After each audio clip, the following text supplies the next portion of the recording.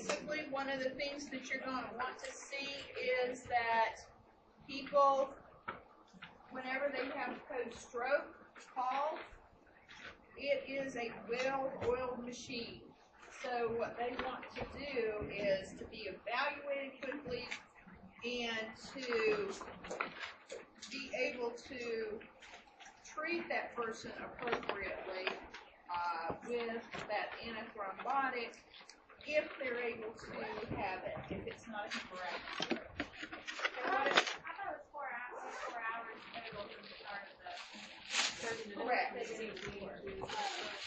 But the gold standard for stroke centers for the American Heart Association guidelines is that person hits the door, they're evaluated, and they're in that CT scan within 30 minutes. By the time they get that ER door. Okay? All right, what else did we learn?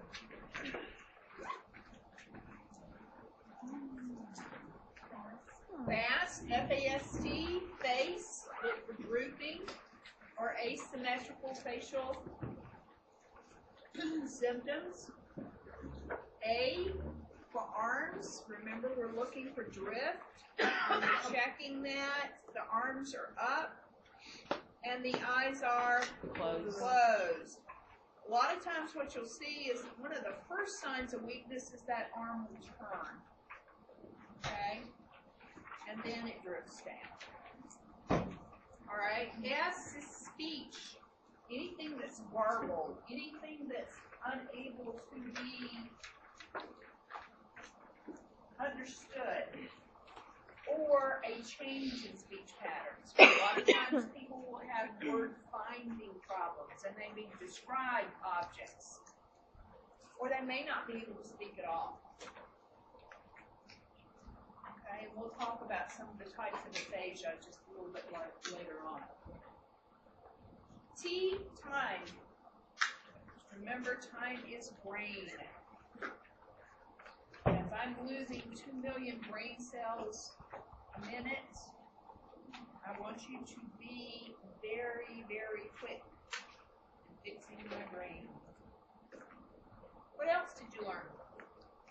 NPO until they have a swallow evaluation. Yes. Aspiration pneumonia is one of the things that kills the majority of your stroke patients if they live past that 30 days. Okay? So that is one of the things that we're going to be very, very cognizant about. We're following those speech therapy recommendations. We're following what their diet is. We're making sure that everyone follows those diet recommendations. Yes, I know you get this tray up and it's brown, looks like poop in a cup. Brown meat, you know, those diets. But that's the consistency that they need. One of the hardest things in the world to swallow is water. In fact, yesterday afternoon, I was sitting at my desk drinking some water and probably aspirated some, so I'm coughing like crazy. And Miss Graham said, "Do you need some water?" I said, "No, that's what got me into this to begin with." So thin liquids like that are the most difficult to swallow because you can't make a bolus. Any food that you can make a bolus and swallow is a little bit easier. That's why you need to chew your food well. Most people that choke on their food is because they're laughing and drinking, and they don't chew their food well. Okay? Or it's too big. Don't give kids hot dogs. Don't give anybody hot dogs. Because you really don't want to know what goes in as we come up on the 4th of July. So think about that. All right, what else? The embolic stroke will keep traveling until it can't stop. Right. Typically what you're going to see with thrombotic stroke, The symptoms may be very slowly progressing, or, like someone said, they may show up when the person's asleep. Embolic stroke usually is very quick, because what happens is they're just chugging along until that embolus hits where it can't go any further, and then they will have symptoms. Okay? What about subarachnoid hemorrhage? What usually causes that? Aneurysm. Typically, I'm going to tell you most of these people that have aneurysmal stroke or subarachnoid hemorrhage have often have no symptoms. You know, whereas some people will have little warning signs like that TIA. With subarachnoid hemorrhage, there's usually no warning.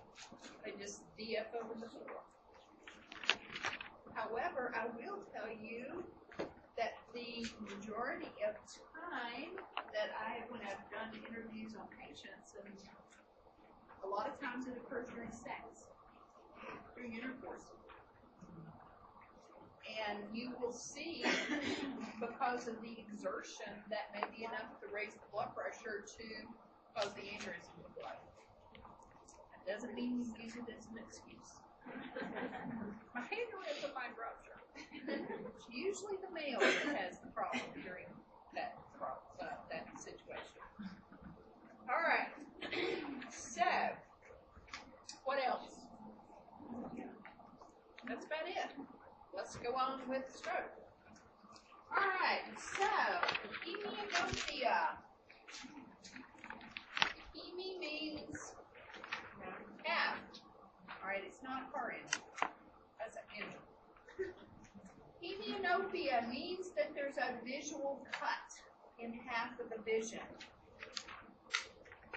Basically, what you're going to see is this is with right cerebral hemisphere stroke. And you will see sensory perceptual deficits. You might see problems with hearing, equilibrium, taste, smell, vibration, pain, warmth, cold, pressure. Hemianopia can also be one of those things that you will see as a TIA symptom. The fastest presentation to the emergency room that I have ever seen for a stroke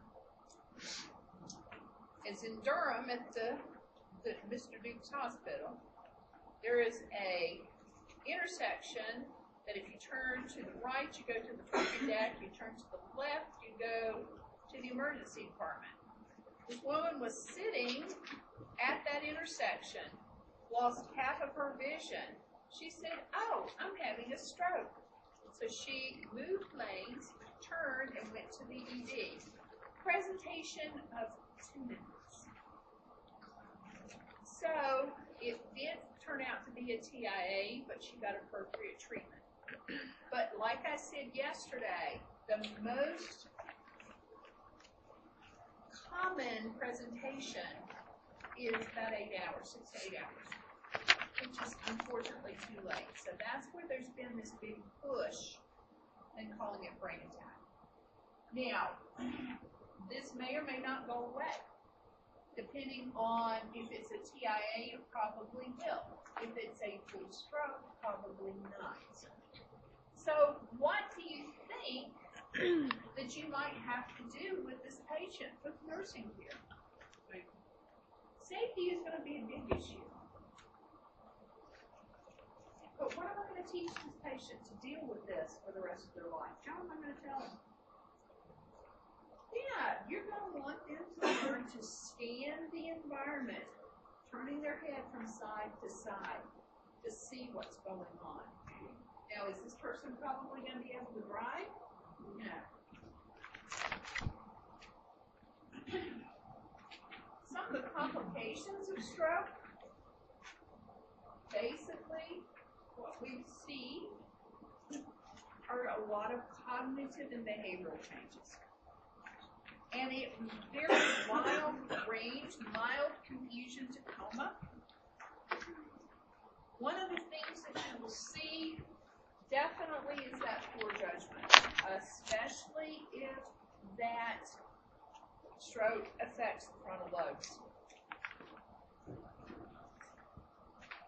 Remember, our frontal lobes are really not fully developed until we reach the age of 21. That's why a lot of teenagers have that, hey, y'all watch this mentality, and it gets them into trouble. Well, we're going to not say hold my beer, because they're not supposed to be drinking, but you know they are. But until about the age of 21, we don't have full frontal lobe development. We don't have our full judgment. That's why kids are so cute and things that as an adult you think, why in the heavens did they do that? It's because your frontal lobes are getting on full speed and theirs are not. Now, the other thing that you will see a lot of times, especially with that frontal lobe or with some of the structures deep in the brain, is emotional liability. Okay? They have very labile emotions, meaning they're laughing hysterically or crying unconsolably within a couple of minutes. Okay? Y'all seen the Danny Glover commercial? Okay? That is one of the things that you will see with a lot of your stroke patients. And sometimes they will laugh at the most inappropriate situations. They may cry at jokes and laugh at sad news. Okay? It's very inappropriate at times. Other things that you will see is very poor self-control. They have no filter. Look at your grandma. Okay, as we age, our filters tend to go away as well. Gained some weight, haven't you? I don't know why you're with that man. These folks have no filters either. Okay? What I will tell you is one of the most horrible cases that I've ever seen is we had a minister's wife that had a stroke. That woman would cuss you up one side and down the other. I did my psych at the Durham VA, and I'd never heard sailors cuss this much. We had to cut off all visitors because church members would come to see her, and you'd walk in the door and she'd cuss you out. Not a good behavior for the minister's wife. And a lot of times what you would see is the sweetest person will become as mean as a snake. It often doesn't work. The meanest snake people become sweet. I don't know why, but it doesn't work. But very poor self-control. These are the people that you really have to watch, because even though they know that their right side's paralyzed, they gotta go to the bathroom, they try to get up. And they'll fall in a heartbeat. Bed alarms are the best thing that has ever been invented for your stroke patients. Otherwise, we have to time the bed. Poor attention span or memory.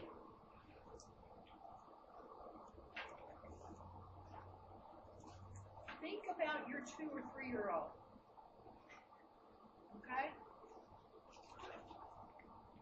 When are we going to eat ice cream? We're going to have ice cream after supper for dessert. 2 minutes later, Mom, can I have some ice cream? No, we're having ice cream for dessert. 5 minutes later, I want ice cream. Can I have ice cream now? No. Poor attention span, poor memory. Okay, they don't remember those things. Because one of the things that you will see with head injury, with stroke, with damage to the brain. These people will have short-term memory loss, okay? And if it doesn't get into short-term memory, it never goes into long-term memory. This will be someone that will try your patience. Because they will ask the same questions over and over and over. When am I going home?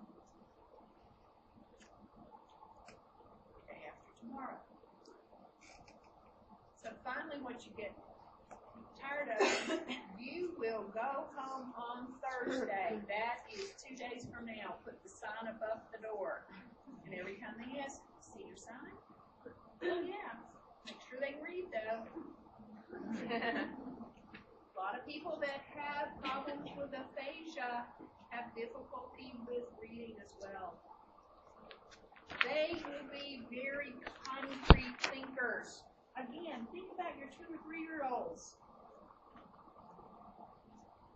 You tell them to jump up on the bed, what do? They jump on the bed. Okay? So you have to be very careful about what you're doing with idioms and colloquialisms or things like that. Okay? You will have people that will take you very literal. Okay? When you're doing your assessment, you're going to ask them, what brought you to the hospital? An ambulance. Not, I had a stroke. But that's what you're going to get. They're very concrete. They will answer questions. There are no shades of gray. It's either black or white with these folks. Okay? So think about what you're asking that person. Other complications are going to be communication disorder. Remember Broca's area and Wernicke's area for speech control? Basically, what you're going to see is aphasia, which is the inability to speak or understand spoken language or written language. Okay? Expressive aphasia.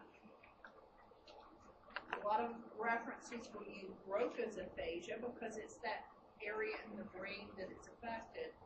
Speech therapist or speech pathologist will use expressive. Basically, they can understand what is being said, and they know what they want to say, but they can't express it. What you usually will see is that the severity will vary from humming or grunting to being able to state a word or short phrase. Typically, these people do not speak in sentences. I had one lady that the only thing that she said was red shoes.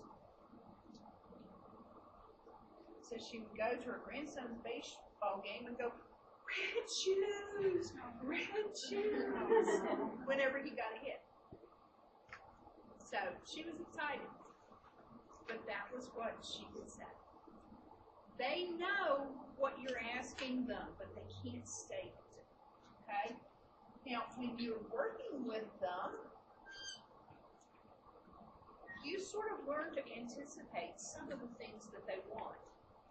But don't put words in their mouth. Make them try to express what they want. Because you answering for them or their family member answering for them will not make that situation get any better. My husband does not play Pictionary with me and my nurse friends because he says that nurses, you put one line on there that they've already got the answer. Because, yeah, we anticipate what these people are going to try to say. I mean, we beat them so bad it was like 600 the three. Because we played all day one day at the beach with 3. But anyway, expressive aphasia.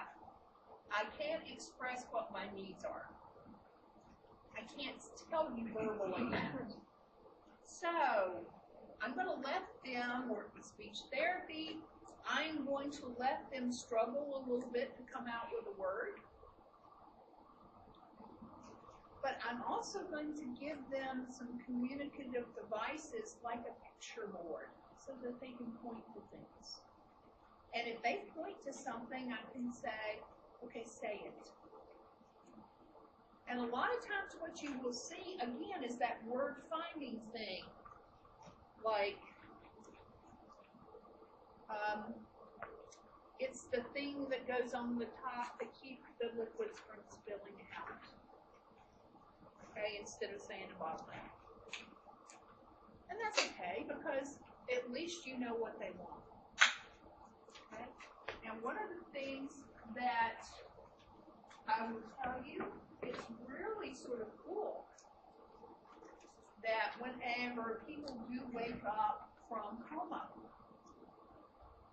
that a lot of times they will sing before they speak. I had this little guy, I can still remember him, I know his name. He was a 6-year-old that was hit by a car, woke up, and I heard, McDonald's is our kind of place. It's a happy place. And then have it your way, the Burger King song. I heard commercials, because that's what that kid would come out with. But you ask him to speak, couldn't say a word. Eventually, he regained the ability to speak. But he sang before he could talk. Did you know that people that stutter often can sing without the stutter? If you ever listened to Mel Pills, but of course he's a little bit older than you guys. But a lot of times that stutter goes away. It's easier to sing with that melody, and sometimes that's one of the ways that we have them to do it. I need to go to the bathroom. And get it out. Okay, what was your question?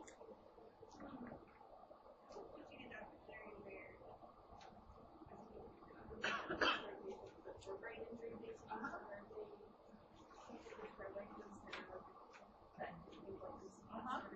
they were able to write out what they want to say versus say. Sometimes what I will tell you is that they are able. Sometimes both are affected. Sometimes one or the other is affected. It just depends. Sometimes I will tell you there is a really weird phenomenon where it's called foreign accent syndrome, where they wake up and they speak with a French accent, where they've never been to France, don't know the language, and it's just sort of weird. Huh? That was on some sort of show that I watched. This lady woke up and she's every time she started, it was a different accent. Oh, really? Yeah, but it was Never seen it different. It was it wasn't a British accent. Yeah, I think the British accent is fairly common.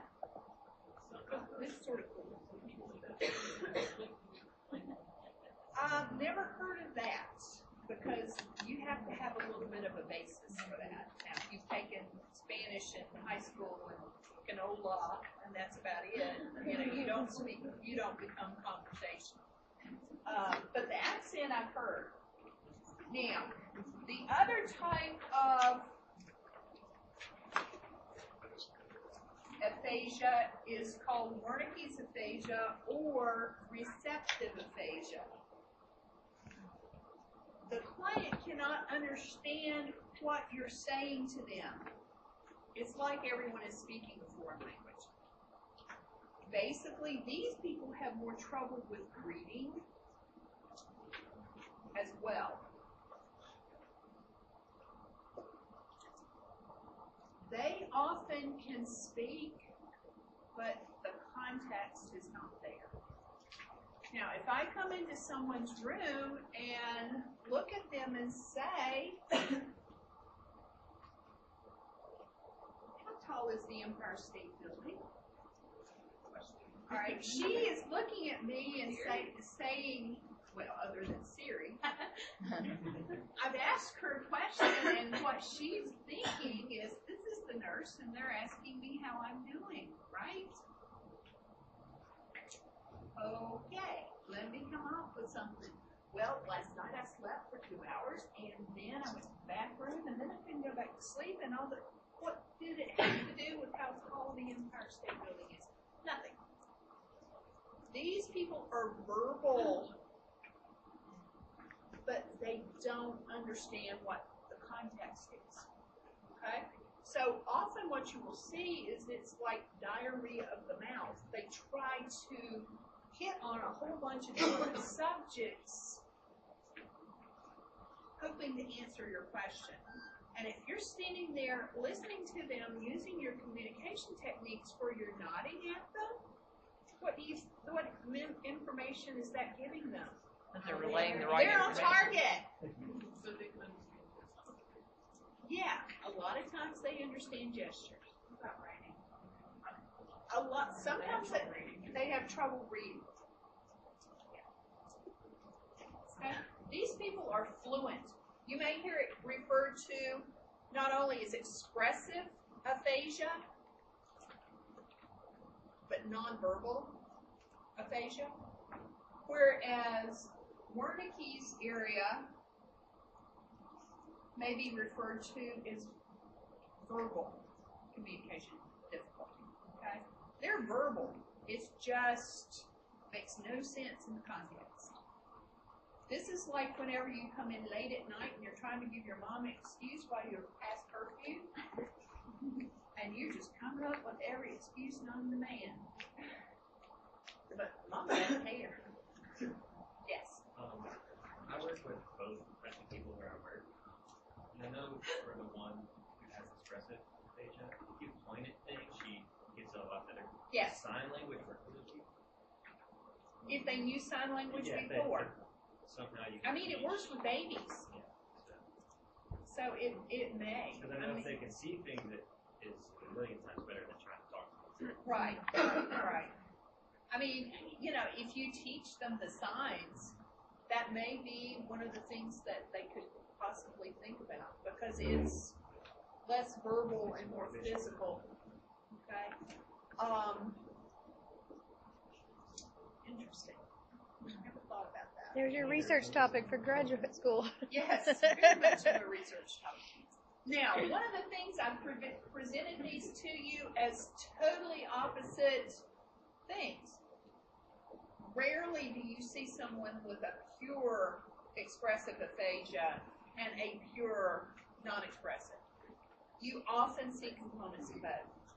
So what you often see is people that not only have misunderstanding of what you're asking them or telling them, but they have the problem saying, I don't understand. Okay? Now, one of the things that I will tell you is that with any patient with head stuff, whether it be head injury, stroke, whatever, when you're giving them instructions, you're going to do simple commands. My patients that have problems with memory and attention span, you set them up with a breakfast tray, and they may take 1 or 2 bites, and then they're watching Maury. You don't say, eat your breakfast. You say, pick up your fork, put it in the eggs, now take a bite. Simple commands. If you give them a 2-step command, take your fork and put it in your eggs, they'll get confused. Very simple commands. 1-step commands is what you want with these folks. Because they're having enough trouble processing that first command, and they can't get lost. They get lost in the second. All right. So motor deficits that you see will depend on where the stroke is. Remember, I told you yesterday that or you should have learned it in anatomy, that the left side of the brain controls the right side of the body, and vice versa. So that if I have a left-sided stroke, I will have right-sided motor deficit, okay? And vice versa. Now, typically people with left-sided stroke are more likely to have speech problems than the people on the right. About 92 or 93% of the people in the world are left dominant for speech. And it's not because we're right-handed. We don't know why. Because left-handed people often are still left-handed dominant for speech. However, if it's something that I'm going to take out part of their brain, I want to check before I take that part of their brain out. Because you don't want them to be left without communication ability. They do something called a WADA, W-A-D-D-A. I don't know what it stands for, and I really don't care. What they do is they go in and give them flashcards, and they read, and then they paralyze the right side of their brain. And if they can still continue to read, that means they're left dominant for speech. We'll get into that later. Okay? So For your purposes, you don't care. like sometimes in the OR when we have pain or they get the brain tumors, They're awake. and we do that. Yep. And it's going to affect it. I don't want my notes to get much longer. That's why. It's to get much longer. It is the weirdest thing because you can sit there and if that side of their brain is dominant for speech, they'll look at the card They'll have them read them and paralyzed. and they won't be able to say anything. It's like we had a lady before, she had cancer when it was well, and then somehow she ended up having a brain tumor that was like related to it. And we're going to talk about that in a few minutes. Basically, like they knew she was gonna die if it was or not, so they kept it because it would have been more of a risk to take that part of her brain out. And she ended up dying in probably a month because it was just bad. And the thing is that, you want whatever time they've got left be quality time, and not being able to communicate with family would not be quality. So that's very important. All right, so back to motor deficits. I basically digress. Hemiplegia, hemiparesis. The difference between the two, hemiplegia is paralysis of the right or left side of the body. Hemiparesis is a weakness. That means that you might not have full ability. Read through some of those other words because those may be important in the future. With stroke, this is the down and dirty. Okay, headache, mental changes, confusion, disorientation, memory impairment, aphasias. Usually that's the left hemisphere. You may see respiratory problems. Again, decreased gag, cough, and swallow. Agnosia.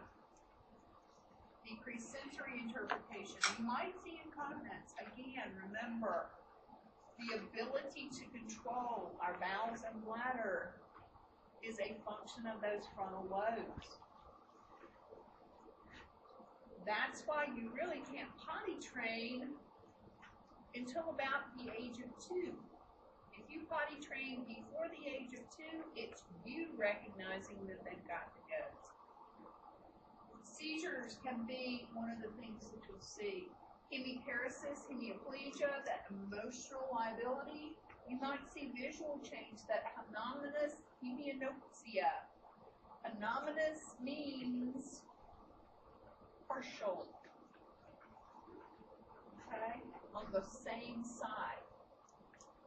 Horner syndrome, ptosis of the upper lid, and you also see some increase in pupil size. Vomiting, Perceptual deficits, hypertension, maybe. Typically, that's only with your hemorrhagic strokes. Apraxias, that's forgetting learned movements. For example, if I give a patient a toothbrush and a tube of toothpaste, and they look at it, like, what am I going to do? Think of Ariel in The Little Mermaid in the Dingle Hopper, okay? Where she combs her hair with the fork. That's an apraxia. You forget how to do learned movements. You use objects for the wrong purpose.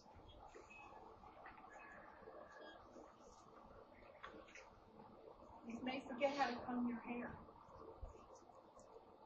brush your teeth, wash your face.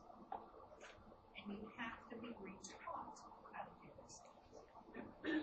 Anything you had to learn as a child that was not innate, you can forget how to do and have to be retaught.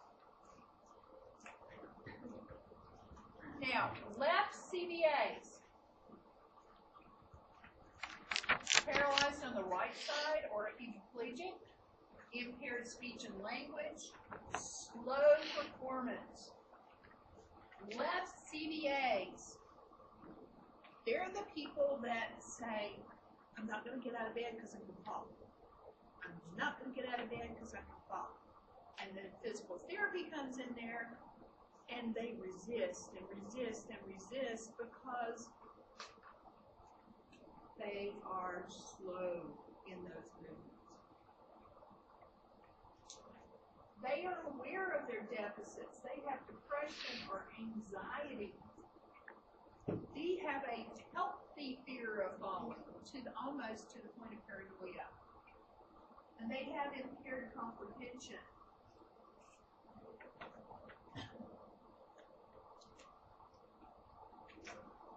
Math is a nemesis. As some of you may have found out yesterday. Now, right CVAs, they are paralyzed on their left side.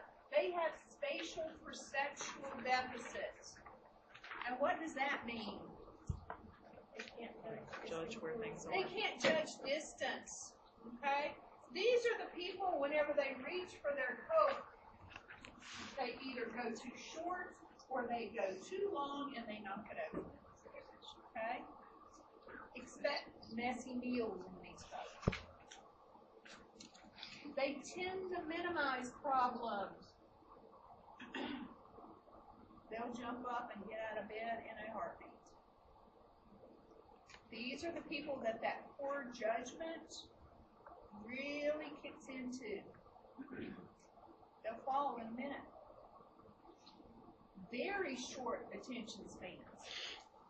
These are the people that you get asked the same questions over and over and over again. And sometimes what you have to do is very similar to what you do with kids. We're going to physical therapy at 1 o'clock. 5 minutes later, what time are we going to physical therapy? After lunch. Okay. Sometimes you have to give them a time frame that's a little bit more concrete than time. Okay. After lunch, after we have a bath, after whatever, so that they can relate that. They will have visual field deficits. These are the people that you see those anomalous hemianopsias in. Impaired judgment, they're very impulsive. And sometimes what you will see is they have what we call left-sided neglect. In other words, remember, because they've got bright brain damage, they got paralysis or paresis on this left side. They've got those visual deficits. If you take their arm, if they've got left-sided neglect, and put it in front of them, and say, what is this? An arm? Whose is it? I don't know. they ignore their left side of the body. These are people that you put their plate in front of them. They will only eat on the right-hand side of the plate. So what do you have to do? You turn the plate around and they eat the rest. These are people that you give them a washcloth. They only wash the right side of their body. You have to reteach them to do that left side. Again, it's tied into that impaired judgment, short attention span, and then impulsivity. These people are harder to rehab.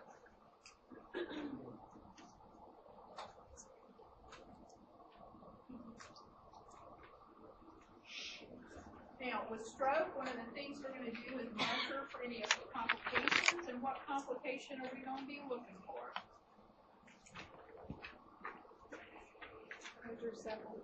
Hydrocephalus. But first, I'm going to watch for increased intracranial pressure. Okay? So remember, any time that you have damage to the brain, it's going to swell. And that swelling is going to peak at about 3 to 4 days. It may last for up to 10 days. But ICP is going to be your big nemesis with anybody with anything to the head. So watch, observe, and assess for those signs. Hydrocephalus usually is going to be one of the things that you see much later. Okay? Typically what you will find is that people that don't wake up whenever the physicians think they should have, they do a CT to look for hydrocephalus, because often it's because of that hydrocephalus that they're having that depressed level of consciousness. Hydrocephalus can slowly develop in some of these patients where they were doing well at rehab, and then they're starting to backslide a little bit. So that often they will do a CT and assess for hydrocephalus. Surgical management for stroke, usually not. However, with some hemorrhagic strokes, I have seen them take bone flaps out to help relieve pressure, but usually that's not what they do for either ischemic stroke, either thrombotic or embolic. Now, I've seen them do embolectomies, but those are usually done in radiology versus the OR. Rehab for stroke, for head injury, for anything going on with the brain is important. Because what we want to do is to improve the function of these people as much as possible to prevent them from further deterioration in their abilities. Okay, if I've got that paralyzed side, what they typically tell stroke patients is that if they're immediately paralyzed, we really don't know if that paralysis is permanent. Typically at that 1 month, 6 month, 1 year period, they will do reevaluations. But unless I move and exercise that side that's paralyzed, I'm going to lose muscle tone. I'm going to develop contractures, and it will not be functional. Typically what you will see is that if they have not improved at that 1 year period, typically they don't get function back. But it may take up to a year, and that's one of the things that families find so very frustrating about taking care of patients with head injury or stroke. Are they going to be all right? I don't know. And those are the words that you're going to hear coming out of your mouth very, very often. I don't know. It will take time to see. Well, it's like, Lord, grant me patience, but give it to me now. Okay? There's no way of telling. I've seen people that I thought they will never leave their bed, and then they walk up to me and I have to sit down 3 to 6 months later. It's one of those things that you never can tell. Some people that you think are going to do very well do very poorly. And part of that is because of the depression that develops. Your people with left-sided strokes, about 70% of them develop depression, clinical depression. And they should be medicated for it with an SSRI or an SNRI, whatever is best for the situation. Antidepressant medications will improve their ability to regain function. And that's why it's so very, very important to look into rehab for these folks. Now, is rehab automatic? No, unfortunately not. It's all about the money. Okay? So what you're going to see is that private pay insurance will pay for rehab. Medicare will pay for rehab, inpatient rehab for up to 30 days. If you don't have money or you're on Medicaid, you're SOL.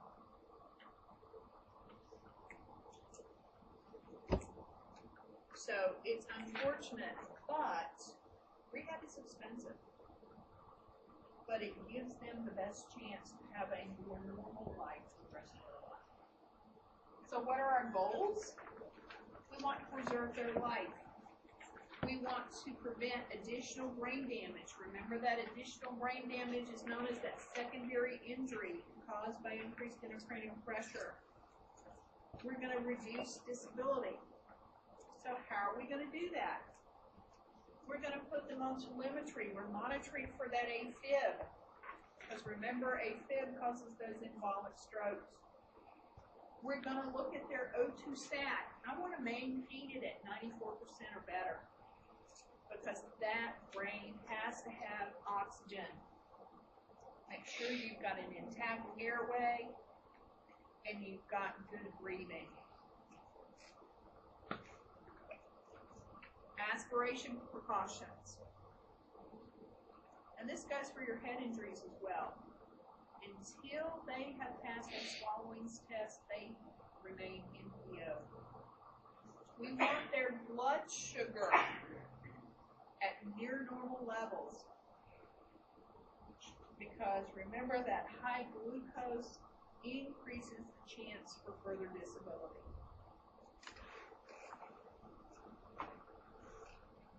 Monitor their ICP or look for their signs and symptoms that they're having an alteration in their ICP.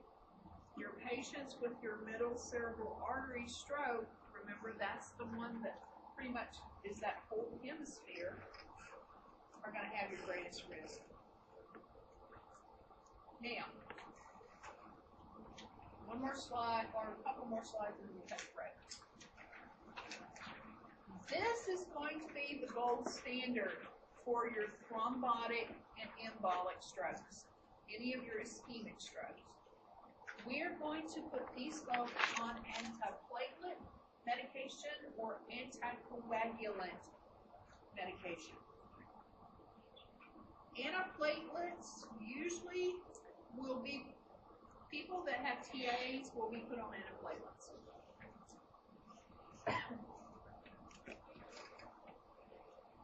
Aspirin, clopidogrel, also known as Plavix, diclofenac or Ticlets are going to be, probably clopidogrel is going to be your drug of choice.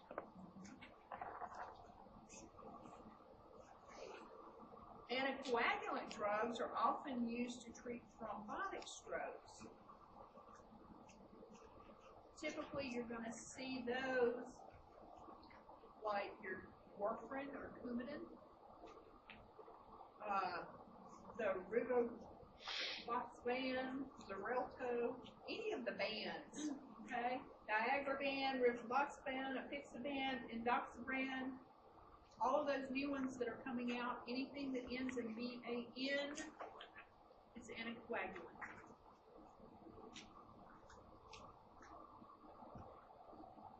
Now, one of the things that a lot of docs are starting to do is go with some of those newer drugs. Basically, they've been proven safe, and they're a whole lot less monitoring for your patients than giving them Coumadin. Coumadin's cheap. It's like $4 a month. Xarelto, when I took it for my hip replacement, my copay for 90-day supply was $120. Works out full price to about $12 a pill. But I don't have to go for a weekly INR check. I don't have to worry about eating different things because of vitamin K. All sorts of things. It works out if you figure it that it's about the same price. Because to go to an INR to get blood check to a clinic, it's $100 a pop. So if I'm doing that every week until I get regulated, it can get very expensive. Okay? But one of the things you have to worry about is that until last year, there were no antidotes for any of these banned drugs. Now, Xarelto has one now, but none of the others do. So what you had to do if you had a patient that quote-unquote OD'd or blood got too thin, it doesn't get too thin, it just doesn't clot. You had to give them FFP, fresh frozen plasma. Okay. But I'm starting to see more and more of the neurologists use some of these alternative medications. Now, one of the things that I will caution you about, clopidogrel is an antiplatelet aggregate. Don't tell me it's an antiplatelet. It doesn't kill platelets. It just makes them less sticky. CLO, I think it's on your hand here. Clopidogrel. One of the things that they were finding is that if you took it with PPIs, like omeprazole and coprazole, that basically the PPI caused the clopidogrel not to work. So you may as well just take your 2 pills and pitch them across the street, because neither one will work. Basically now with clopidogrel, what they will use if they have a patient that has GERD, they use H2 blockers, like your famotidine or ranitidine or something like that. But they will not prescribe a PPI clopidogrel because it basically invalidates the action of the clopidogrel. Yes? Do we have to know what tests they do? There really is no test. It's Plavix. Yeah. For Plavix there is, but for the Eliquis and Xareltos of the world, you just look at INR. But there's no level, like you can draw Coumadin levels. You can't with these. You just look at what their INR does. Aggregate. And all of your things that keep platelets from forming, they're antiplatelet aggregates. They're not antiplatelet medications. No, they don't kill platelets. Now, one of these other treatments that you will see is thrombolytic therapy. Remember, I want that 4-hour window. If it is a thrombotic or embolic stroke, I can actually give a drug that will dissolve that clot. What it does is it breaks down the fibrin in that clot, and it causes it to disperse. TPA, and this is the way it's spelled, little t, p, a, or alkate, is a medication that we give that actually will resolve the clot. Now, there are some exclusions to that. You never, ever, ever give it for hemorrhagic stroke. Because if I have got a hemorrhagic stroke and I've got this nice clot that's keeping it from bleeding further, I give them TPA, what are they going to do? Bleed out. Bleed to death. Or basically bleed until their ICP gets so high that they're going to break it. That's why they do that initial CT scan to rule out a bleed. Okay? The other thing is that I am not going to give it if they've had trauma to the head. I'm not going to give it if they've got a brain tumor. Because one of the things that you'll see is brain tumors are very vascular and they'll bleed. I'm not going to give it if they've got an AVM, an arteriovenous malformation. Basically, that's where an artery goes directly into the vein without the benefit of the capillary bed. So what you've got is a high pressure artery going into a low pressure vein that will balloon. Okay? And they get quite large.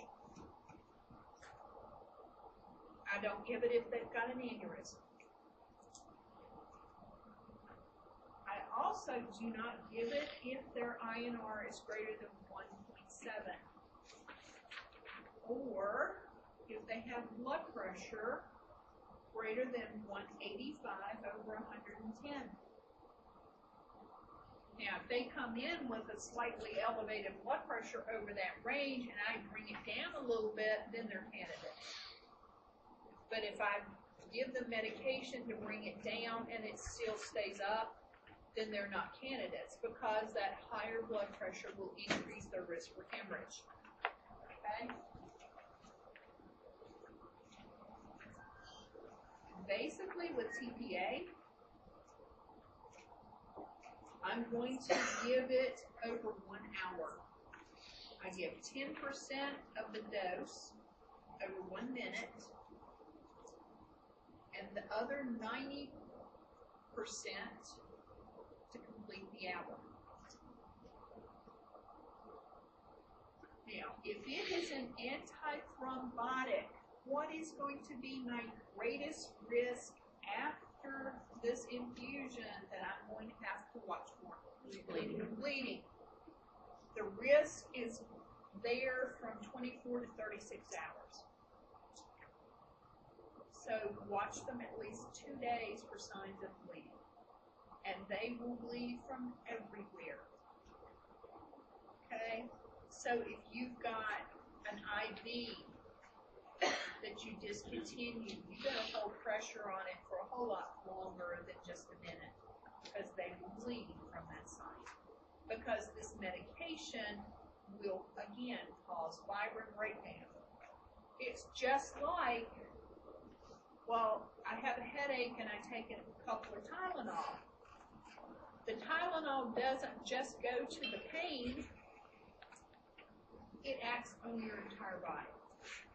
Okay? So this medication will cause bleeding from every perforation of the skin integrity. So you need to be very well aware of that. Okay? All right. So let's take a break and then we'll talk about the rest of these. Y'all be back at about 10 after.